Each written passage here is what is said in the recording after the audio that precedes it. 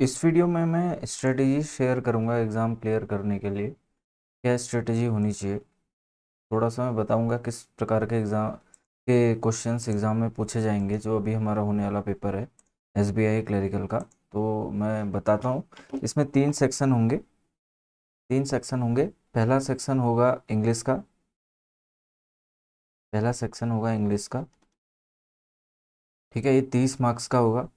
हमें इसमें मिलेगा हमको 20 मिनट। उसके बाद होगा रीजनिंग का।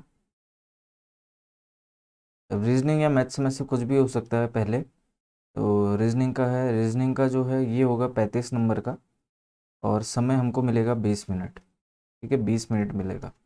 अगला जो होगा वो होगा क्वांटिटेटिव एप्टीट्यूड, या इसको क्वांट कह सकते हैं, ठीक है। 35 क्वेश्चन होंगे एक एक नंबर के। 20 मिनट इसमें भी हमको समय मिलेगा। तो क्या स्ट्रेटेजी होगी हमको एग्ज़ाम को क्लियर करने के लिए, क्या स्ट्रेटेजी अपनानी चाहिए? देखो, इंग्लिश में क्या क्या चीज़ें होती हैं। इंग्लिश में एक आता है पैसेज, ठीक है। क्लरिकल में कोई कठिन पैसेज नहीं आएगा, इजी पैसेज आएगा, ठीक है। और आएंगे इसमें फिलर्स, जिसको फिल इन द ब्लैंक्स बोलते हैं, फिलर्स, ठीक है। और हम इसमें बना सकते हैं फिलर्स एरर डिटेक्शन, ठीक है। एरर डिटेक्शन भी इजी आती है इसमें। तो पैसेज जो होगा ये 6 से 7 नंबर का आता है। फिलर्स आएंगे, फिलर्स ये भी 6 से 7 नंबर के आ सकते हैं, ठीक है। एरर्स 5 नंबर के आएंगे, 5 नंबर के एरर आएंगे। इसके अलावा आएगा एक सेंटेंस रीअरेंजमेंट, इसमें से एक या दो क्वेश्चन तो आराम से खींचे जा सकते हैं, ये भी आएंगे 5 नंबर के। तो अगर हम जोड़ते हैं इसको, 7 7 14 और 10 24 हो गया, और कुछ बचा। और क्या आ सकता है इसमें? आजकल जो है सेंटेंस कॉलम 1 कॉलम 2 करके आते हैं सवाल, ठीक है। कॉलम 1 कॉलम 2 करके सवाल आते हैं, 1 2 करके। तो उनको मैच करना होता है, तो 5 सवाल वाले आ सकते हैं। तो इसमें से जो बनाने लायक सवाल आते हैं वो होता है पैसेज में सिनोनिम एंटोनिम, ठीक है। यानी कि पैसेज अगर पढ़ लिया तो हम इसमें 5 नंबर खींच सकते हैं। फिलर्स में बहुत इजी होता है, फिलर्स सबसे इजी होता है, तो इसमें भी हम 5 नंबर खींच सकते हैं। एरर में हम 3 से 4 क्वेश्चन बहुत इजी आएंगे, 3 से 4 क्वेश्चन इसमें खींच सकते हैं। सेंटेंस रीअरेंजमेंट में अगर कुछ भी नहीं आ रहा होगा तो भी 2 क्वेश्चन तो बन ही जाते हैं। तो ज़्यादा से ज़्यादा 3 क्वेश्चन हम इसमें बना सकते हैं। तो 5 5 10 10, यानी कि 17 नंबर का हम इंग्लिश में आराम से कर सकते हैं पेपर में। 17 नंबर हमारे कहीं नहीं गए। इसके अलावा और हम नंबर बढ़ा सकते हैं अपने पैसेज में और इंक्रीज करके, या फिर सेंटेंस 1 सेंटेंस 2 वाले में हम। देखो, मैंने सेंटेंस 1 कॉलम 1 कॉलम 2 वाले में नहीं लिखा। इसमें भी हम 2 से 3 क्वेश्चन तो सही बना ही सकते हैं।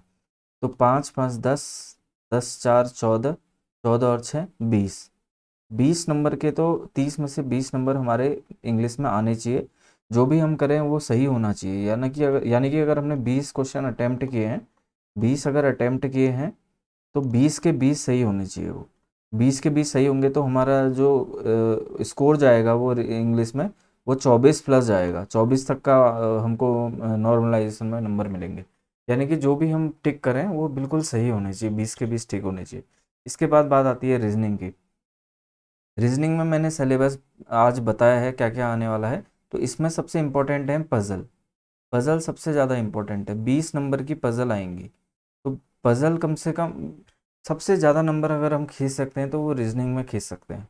तो रीजनिंग को स्ट्रॉन्ग कर रहे हैं, पज़ल ज़्यादा से ज़्यादा बनानी है। डेली की अगर हम 10 पज़ल बनाते हैं, डेली की 10 पज़ल बनाते हैं अभी आने वाले दिनों में, तो काफ़ी बहुत बढ़िया रहेगा हमारे लिए।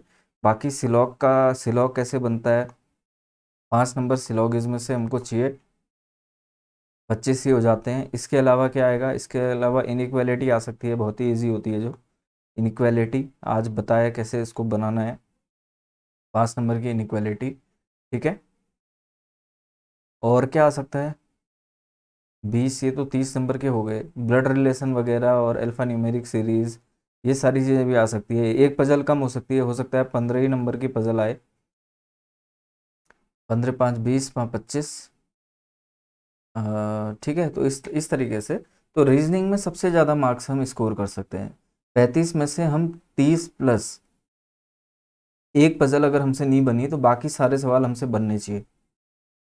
तो 30 प्लस का स्कोर हमारा रीजनिंग में रहना ही चाहिए। 30 से नीचे में सिलेक्शन नहीं होगा, 30 से ऊपर में ही सिलेक्शन होगा। 30 से ऊपर हमको रीजनिंग में लाने हैं। अब बात करते हैं क्वांट की। सबसे टफ सेक्शन क्वांट है हमारे लिए। तो इसमें देखो 10 क्वेश्चन तो सिंप्लीफिकेशन के आएंगे, जो मैं डेली के डेली करवा रहा हूँ। ठीक है, वीडियो जो डेली के डेली आ रहे हैं इसमें सिंप्लीफिकेशन के आएंगे ये। इसके अलावा 5 क्वेश्चन आएंगे number series, easy number series आएगी ये। ठीक है, इजी नंबर सीरीज आएगी, कोई टफ नहीं होगी, रॉन्ग भी आएगी तो भी बन जाएगी। 5 नंबर सीरीज आएगी। ठीक है, इसके अलावा क्या आ सकता है, देखो 5 नंबर के अप्रोक्सीमेशन आ सकते हैं। ठीक है, 5 नंबर का क्या आ सकता है इसमें, अप्रोक्सीमेशन आ सकता है, अप्रोक्सीमेशन। इसके अलावा क्या आ सकता है, डीआई आएगी। डीआई कितनी आएंगी, 10 नंबर की डीआई करीबन आ जाएगी। देखो 10 10 20 और 5 25 5 30। तो हमारा जो मेन टारगेट होना चाहिए वो ये वाला सेक्शन होना चाहिए। अगर हमने ये वाला सेक्शन स्ट्रॉन्ग कर लिया अपना, तो तभी हम जो मिसलेनियस क्वेश्चन आएंगे 5 या फिर हो सकता है 10, अगर मिसलेनियस आ जाते हैं, हाँ मिसलेनियस अगर आ जाते हैं 10 आ जाते हैं, यहाँ पर पे अप्रोक्सीमेशन नहीं आता है, सपोज केवल सिंप्लीफिकेशन आता है, अप्रोक्सीमेशन के क्वेश्चन नहीं आते हैं, तो 10 मिसलेनियस आ जाएंगे। ठीक है, 10 ही हो गए, 10 ही हो गए, 10 ही हो गए, 30, 5 25 5 35। तो हमारा मेन टारगेट क्या होना चाहिए, मेन टारगेट हमारा मैथ्स में होना चाहिए सिंप्लीफिकेशन। सिंप्लीफिकेशन मेन टारगेट हमारा होना चाहिए। ठीक, सिंप्लीफिकेशन हमारा मेन टारगेट होना चाहिए। ठीक है, सबसे ज़्यादा वेटेज सिंप्लीफिकेशन का है। उसके बाद डीआई का वेटेज है, तो डीआई मतलब 2 से 3 डीआई तो डेली सॉल्व करनी ही चाहिए हमको। 2 से 3 डीआई, कल से हम जब वाला हमारा सेशन होगा तो डीआई पे ज़्यादा फोकस करेंगे। ठीक है, उसके बाद हम बात करते हैं नंबर सीरीज़ की। तो ये नंबर सीरीज़ भी ऐसा टॉपिक है जो हम इसमें से 3 या 4 क्वेश्चन तो बना सकते हैं आराम से। तो नंबर सीरीज़ में भी हमको ये करना है। तो इसी तरीके से हमारा क्वांट का सेक्शन भी जो है 30 प्लस जाना चाहिए, 30 प्लस के आसपास हमारा जाना चाहिए। ये कब जा पाएगा, जब हम सिंप्लीफिकेशन, नंबर सीरीज और डीआई, सिंप्लीफिकेशन, नंबर सीरीज और डीआई काफ़ी अच्छे तरीके से कर लेंगे। अगर इसमें एक चीज़ हो सकता है कि मिसलेनियस क्वेश्चन केवल 5 ही आए, बहुत अच्छी किस्मत हमारी रहेगी अगर, तो 5 ही मिसलेनियस क्वेश्चन आ पाएंगे, और 5 जो आ जाएगी वो आ जाएगी क्वाड्रेटिक इक्वेशन, क्वाड्रेटिक इक्वेशन आ जाएगी। तो ये बहुत ही बढ़िया होगा अगर ऐसा हो जाता है। तो क्वाड्रेटिक इक्वेशन आएगी तो 5 नंबर तो ये फ्री के हमको मिल जाते हैं। ठीक है, और आजकल एक और टाइप के सवाल आने लगे हैं, क्वांटिटी 1 क्वांटिटी 2 करके। उसमें क्या करना पड़ता है, इस सवाल को भी सॉल्व करना पड़ता है, एक सवाल को और सॉल्व करना पड़ता है, तो किसकी क्वांटिटी ज़्यादा है। तो क्वांटिटी 1 क्वांटिटी 2 इस टाइप के क्वेश्चन भी आजकल पूछे जा रहे हैं। तो इस टाइप के क्वेश्चन आ सकते हैं। तो मैथ्स के लिए मैं कहता हूँ कि simplification, number series, DI, simplification, number series, DI को तो काफ़ी ज़्यादा वेटेज देना है दिन में, मतलब जितना भी सवाल बनाने हैं वो इसी के ज़्यादातर बनाने हैं। डीआई को बहुत स्ट्रॉन्ग करना है अपनी।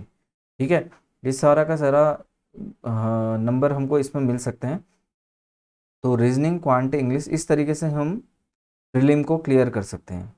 ठीक है, 30 प्लस यहाँ से आ गए, 30 प्लस वहाँ से आ जाएंगे, 30 यहाँ से आए, मतलब क्वांट से 30 आए रीजनिंग से, और 20 या 25 क्वेश्चन हमको वहाँ से लेने पड़ेंगे, कम से कम 20 तो लेने ही पड़ेंगे। तो 30 30 60 70 80, 80 प्लस हमारा स्कोर होना चाहिए सिलेक्शन के लिए। 80 प्लस हमारे क्या होने चाहिए, सही होने चाहिए। 80 प्लस हमारे सही होने चाहिए तो जाके सिलेक्शन मिलेगा। और 80 से भी ज़्यादा अगर पेपर इजी आ जाएगा तो और ऊपर जाएगी कट ऑफ।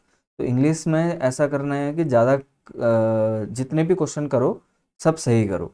तो 24 प्लस अगर मिल जाते हैं तो यहाँ से हमको 84 मिल जाएंगे, अगर 24 नंबर इंग्लिश में आ जाएंगे तो 84 यहाँ मिल जाएंगे हमको। ठीक है, और अगर क्वांट में नहीं बन रहे हैं सवाल, सपोज क्वांट में थोड़ा सा दिक्कत हो रही है कि नहीं आ पा रहे हैं करके, तो किसी भी तरीके से रीजनिंग में स्कोर खींचने की कोशिश करना कि रीजनिंग में हम 35 के 35 बना लेंगे, 35 के 35 बनाएंगे रीजनिंग में, ये टारगेट रखना। तो एग्ज़ाम निकालने के लिए खाली एग्ज़ाम क्लियर करना है नहीं, थोड़ा सा ये सोच के चलना है कि एग्ज़ाम को हमको टॉप करना है, मतलब एग्ज़ाम में हमको सारे सवाल सॉल्व करना है, ये मान के चलना है। क्वांट में हमको मालूम है कि हम सारे सवाल सॉल्व नहीं कर पाएंगे क्योंकि टॉपिक हमारे उतने अच्छे से क्लियर नहीं है। ठीक है, जैसे प्रोबेबिलिटी हो गया, मेंसुरेशन हो गया, इसके अगर सवाल आ जाएंगे तो वो क्वेश्चन हमसे नहीं बनते हैं। ठीक है, और अगर वाले क्वेश्चन भी आ जाते हैं, क्या बोलते हैं, मिक्सचर एंड एलिगेशन के, मिक्सचर एंड एलिगेशन के टफ सवाल भी बनते हैं। ठीक है ना, तो वाले सवाल आ जाते हैं, सी आई एस आई के सवाल आ जाते हैं, सी आई एस आई भी थोड़ा सा टफ है, कैलकुलेशन ज़्यादा हो जाती है उसमें, तो वो सवाल हम छोड़ देते हैं, वो सवाल हमसे नहीं बनते हैं। तो मैथ्स में भी, रीजनिंग में भी और इंग्लिश में भी अच्छे मार्क्स लाने के लिए एक तो ये चीज़ है कि हमको गलत, किसी भी सवाल को गलत नहीं करना है। जितने भी सवाल करें एक्यूरेसी हमारी 100% रहे, ताकि इसका फ़ायदा हमको नॉर्मलाइजेशन में मिले। अगर हमारे 80 नंबर आ रहे हों, अगर हमारे 80 नंबर आ रहे हों और 80 के 80 सही हो, तो नॉर्मलाइजेशन में वो हमको 85 प्लस नंबर हमको दे देगा वो। ठीक है, सब में नॉर्मलाइजेशन होगा तो क्या होगा, इसमें भी दो नंबर यहाँ भी बढ़ेंगे, 2 नंबर यहाँ भी बढ़ेंगे, 2 नंबर यहाँ भी बढ़ेंगे, तो 6 नंबर बढ़ जाएंगे, तो 86 हमारे मार्क्स आ सकते हैं। ठीक है, तो यही टारगेट रखना है। बाकी फिर जो भी होगा वो तो देखी जाएगी, लेकिन टारगेट अभी यही रखना है कि एग्ज़ाम तक, आने वाले 10 दिनों तक यही माइंड में रखना है कि हमको 86 प्लस, यानी कि लगभग लगभग 90 के आसपास हमको 100 में से टिक करके आने हैं और सब सही करके आने हैं। तो मैंने कहा रीजनिंग में ज़्यादा नंबर खींचने हैं, रीजनिंग में सबसे ज़्यादा नंबर खींचने हैं। रीजनिंग में अगर 35 के 35 बन जाए तो बहुत बढ़िया, नहीं तो 30 तो बनने ही बनने हैं। ठीक है, रीजनिंग में पज़ल फटाफट फटाफट से बननी चाहिए, तो पज़ल की प्रैक्टिस करनी बहुत ज़रूरी है, पज़ल बनाना बहुत ज़रूरी है। क्वांट में सिंप्लीफिकेशन, नंबर सीरीज और डीआई को बनाना बहुत ज़रूरी है। तो हम इसी की प्रैक्टिस करेंगे कल से, खूब सारे सवाल बनाएंगे, और वैसे भी बनाना दिन भर में, और तो कुछ करना है नहीं, तो यही करना है। तो इस वीडियो में इतना ही।